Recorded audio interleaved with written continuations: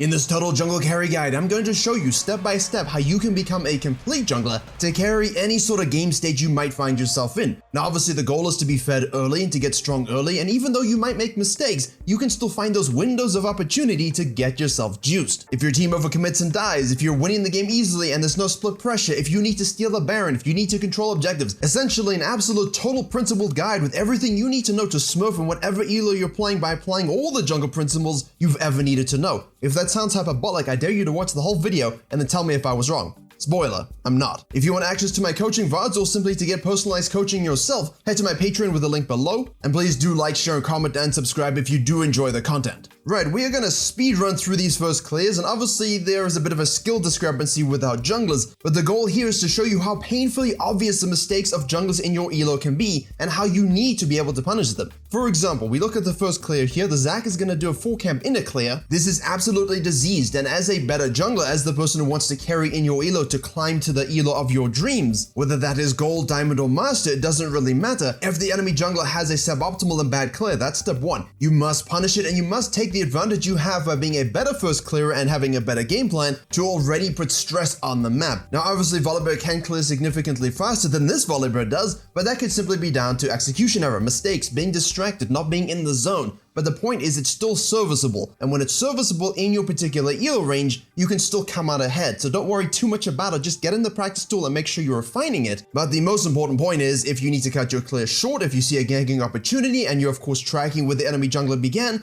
make sure if there's a lane that you can impact, that you impacted. Now, do we need a flash? I don't think we really needed to, but you know what? Sometimes it's just about sending a message, and that message is, I'm gonna carry this game. And now obviously the top lane here is really primed for the Camille. She does not want to push it. She can literally hold here and freeze a little bit, and if the enemy top laner TPs and moves on up, you can do the crab and repeat gank. So that's a really good idea to use that kind of pressure and leverage it for top lane destruction. Obviously he doesn't have TP and we have other things we need to do. Bear business. At the same time, mid lane is kind of neutral. Now we don't know where the Zac is exactly. We know he started on the bottom side, and when you're playing against someone who is not of that skill level that you expect to be, you always have to be ready to capitalize. So in this particular situation, the Zac is caught between while ganking and taking the crab. He knows he will be forked and collapsed on by everyone if he goes for the crab, so he decides to go for the gank. Not a bad idea. His clear was absolutely terror shit, burns a flash from the Veigar, and VOLIBEAR is obviously shadowing into the situation. The Zac's problem here is he should have known 100% that top crab was gone, and he should have gone to the bottom side crab. Yes, he doesn't have lane prior, but depending on your elo, you may or may not see rotations. Just play it accordingly. Give it up if you need to. It's a terribly bad thing to die for, particularly in this meta. It's severely reduced in experience. And the VOLIBEAR in this particular situation is doing a good job of biding his time, trying to bait the Katarina to go in. She chucks a dagger.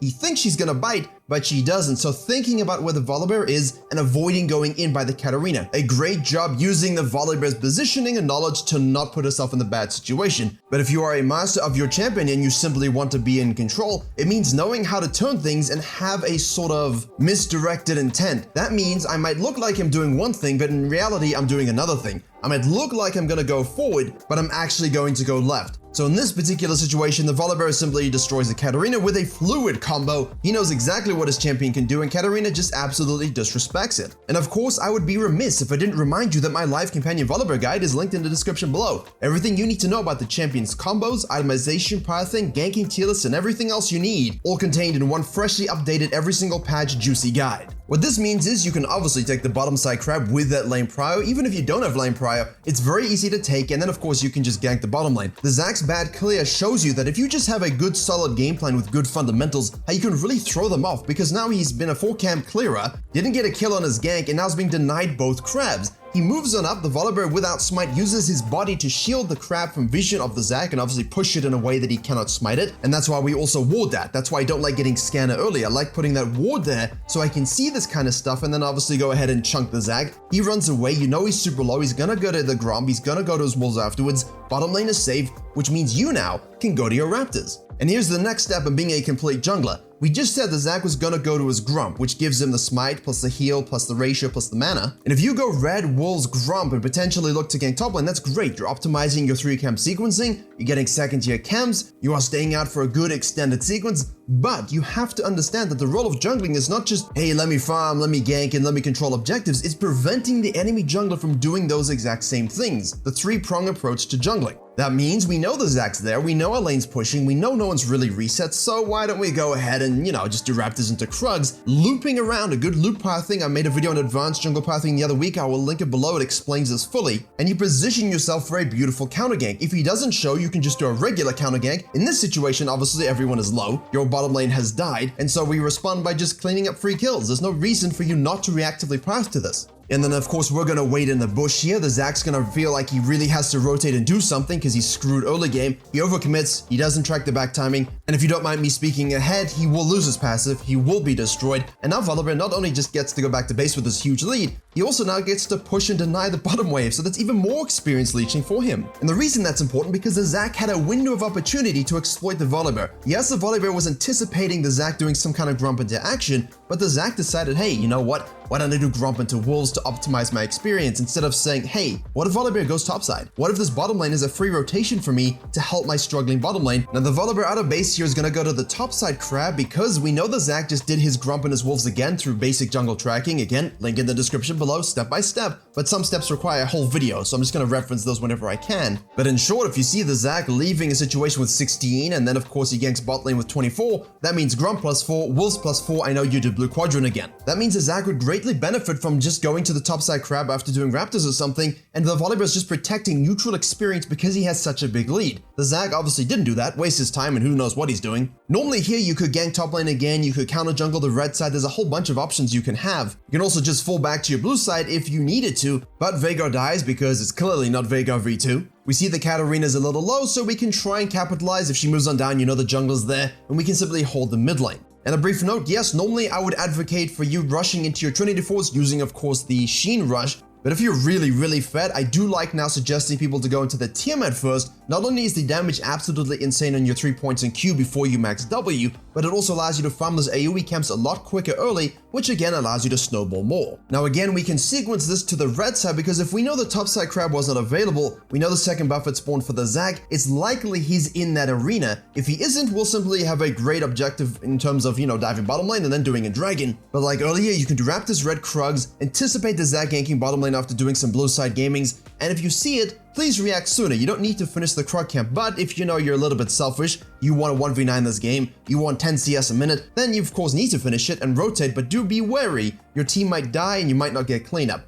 So it is a little bit of a judgment call, but if you make the right call, you should still have no issue rotating, getting kills, and now we're having an all-out brawl and skirmish in the river, and this is where you being fed is huge because you can already start to take 1v2, 1v3 situations, and your team should play off of you, and most of the time they will, and I've seen this enough in coaching now, so don't bullshit me. But if your team really don't, then you need to leave. The only reason the VOLIBEAR stays here is because of the huge lead and the team has numbers and is able to rotate. From this, we take a dragon. Yes, if the Zac had not done his blue side quadrant, you could look to, pressure that again. But because we know when he died, he did blue and grump, just tracking CS again, there's no real reason to do that. Let's reset. Get the Ionia Boots of Lucidity, start to build into your Trinity Force. Obviously, the Kindle Gem plus Sheen combo is absolutely disgusting. And now we can use a bit of that outside in rule that I've been really focusing on lately. Yes, you could look to do your blue quadrant and then move into the Herald, but at the same time, what if the enemy team has a lead? What if you have the opportunity now to take your blue, take the RNG crab, and then the Herald, and then of course you can dive top, you can go mid lane, you can always just fall back to your grump and wolves afterwards, outside in. Now obviously in this particular situation, Veigar is backing, Katarina has prio, Zac hits the plant because he's getting a bit sussy, and now you have no choice but to give it up. A lower elo jungle might not, they might just try fight it and lose their lead.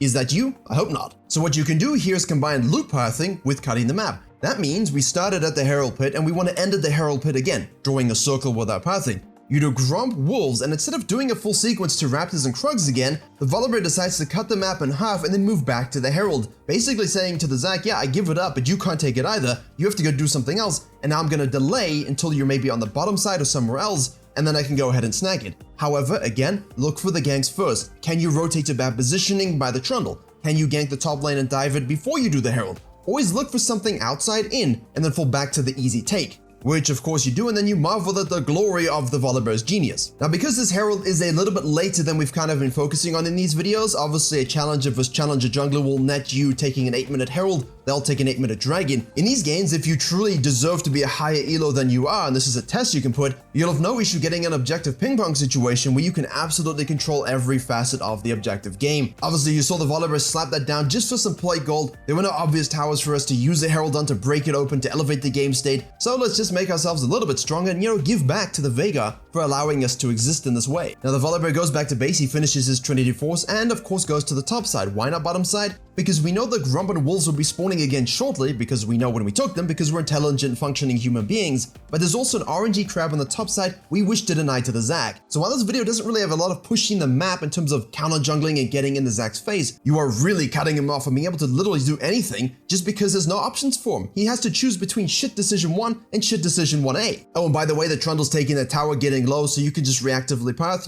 kill him, take the crab, and now, yes, it's time for a good old-fashioned full sequence down, because the top lane should be free, mid lane is whatever, but we do want to impact the bottom lane, knowing the Zac should show up there at some point, expectedly. I mean, Dragon's going to be spawning, who knows where he is really. Grump, Wolves, Raptors, Red, yes, we could go ahead and do the Krugs, but if you see an action on the bottom lane, maybe something's happening, which might happen at this point in the game, yes? Some points you want a full sequence, but the enemy teams start to move around the chess pieces, specifically with the Trundle being alive again. Go on ahead, go fist the bottom lane a little bit and snack that tower, elevate the game state, unless of course it's a little bit too aggressive and you know that you're gonna have the whole enemy team rotating for this dragon. There's a bit of catch-up experience that they could use. All the gold is in your pocket, not in your team's pocket, yes? So the enemy team might have bounties activated, but it's really just because of you causing this big influx. So if you go ahead and die, if you go ahead and disappear and your team dies, and they get all of this, your team's gonna be way further behind and you're not gonna be able to really carry them. So execute caution. Don't overstay for the tower. Flirt with a fight with the dragon, we definitely want to take it, but not by ourselves.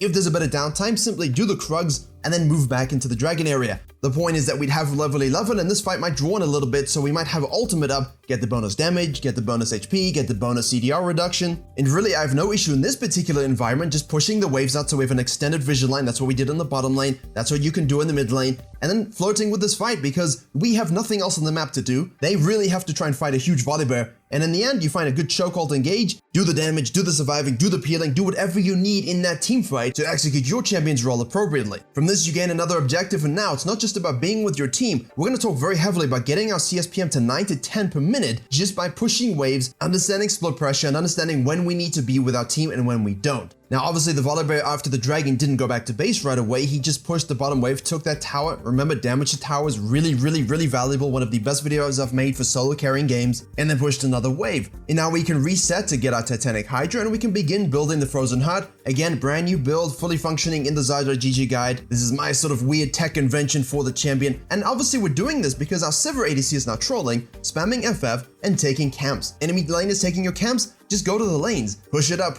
and watch if your team is fighting. If your team is fighting and they all die, you can keep that pressure up. There's no real Baron threat at this point in time, which means you can threaten towers and force rotations. When you force rotations, you can cut into the jungle, take their camps. Obviously, before that, you can take more towers, and then once you've done that, you can fall back to your jungle camps and then loop back and repeat the process. You are split pushing as a jungler while still shadowing towards the mid lane in case the fight breaks out so I can actually deal with it. And if there's really nothing available, and of course you've drawn a lot of pressure on the bottom side, then you're free to do it again. Now at this point, if you have a 1-3-1 going on like this with a Camille on the other side, what the enemy team's going to want to do is engage. So don't overcommit, don't over split push, look very intently at the minimap. As soon as you see icons moving towards your team and you know you can get there in time to win the fight, or at least, salvage the fight, please do so. Yeah, the Herald bounty is on the map, but who really cares about that when you have pushed up lanes and they really don't know how to actually go in without worrying about the Volibear flanking. And now you've bought enough time with them getting really nothing on the map while stealing all of their stuff and taking all the waves on the bottom side. Yeah, there's a Baron that's going to be a threat very shortly, but for now, it's about the third dragon. Move on over, win the fight. Don't really need to take the Krugs first, but hey, you know what, doesn't really matter at this stage.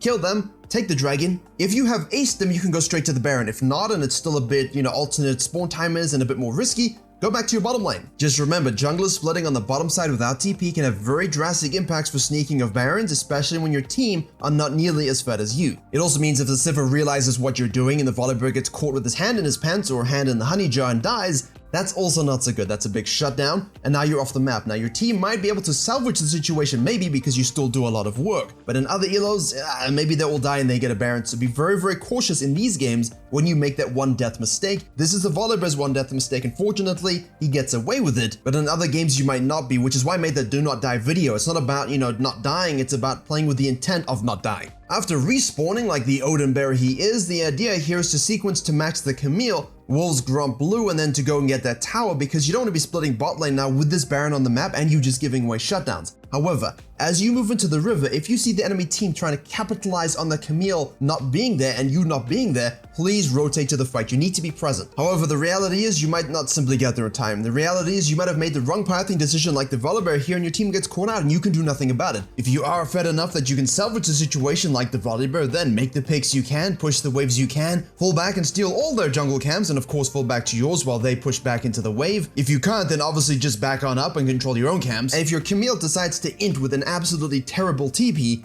especially considering the death timers and the location of the map, look at it, why would you TP to this? That top laner probably mains GP and it explains a lot. But again, please disengage and do not die. Just be alive. You know why? Because you're so damn fed. The Baron steal here destroys them. They can easily go and do it, which is what they should do, but when you're this far ahead as a jungler and everything we've done to this point, like 240 CS or whatever, all you need to do is hit your E, hit your R, and smite at the same time as close as possible, and almost no one can outsmite you with this lead. This is why I talked about smite combos in my exercises video, because junglers don't do it enough. You can go and practice tool and learn this. Again, I will link that below, but please practice your smite combos with your main champion so if this situation arises, you can at least have a hope in hell of potentially saving the game. Of course, this death is worth it. And of course, upon respawn, you can farm towards, where you want to go. If you want to go mid lane, you can do Grump, Wolves, Raptors, and then join the mid lane. I wouldn't recommend farming here while your team pushes. Definitely go and join them. That's a bit of a risky play here by the bear. But obviously, if you're waiting for your whole team to respawn and join together, then yeah, farming in the downtime, absolutely perfect. Make sure you rotate to the fights, use your lead to make a pick as necessary, and really shove the map down their throats. And that's him bringing home a total jungler 1v9 carry game using all the principles I talk about all the time, showing you how someone can easily smurf on an enemy jungler if you are better. If you think you are a silver player and you deserve gold or platinum, then you would do this to silver junglers, and there's no denying that. However, if you need mental tips to help you break through this mental barrier, click the video in the box on the top right.